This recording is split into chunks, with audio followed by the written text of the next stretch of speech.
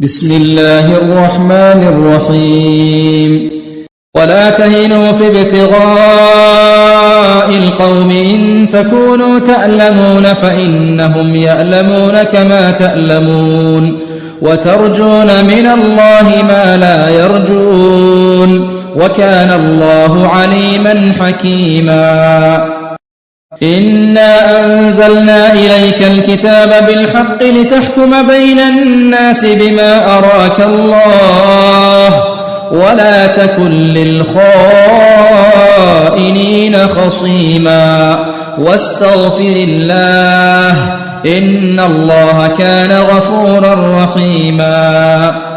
ولا تجادل عن الذين يختانون أنفسهم إن الله لا يحب من كان خوانا أثيما يستخفون من الناس ولا يستخفون من الله وهو معهم إذ يبيتون ما لا يرضى من القول وكان الله بما يعملون محيطا ها أنتم هؤلاء جادلتم عنهم في الحياة الدنيا فمن يجادل الله عنهم يوم القيامة أم من يكون عليهم وكيلا ومن يعمل سوءا أو يظلم نفسه ثم يستغفر الله يجد الله غفورا رحيما ومن يكسب إثما فإنما يكسبه على نفسه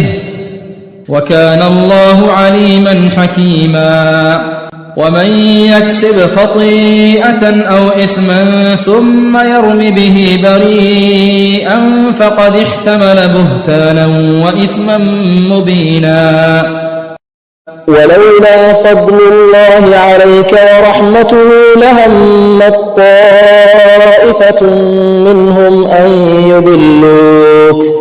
أن يضلوك وما يضلون إلا أنفسهم وما يضرونك من شيء وأنزل الله عليك الكتاب والحكمة وعلمك ما لم تكن تعلم وكان فضل الله عليك عظيما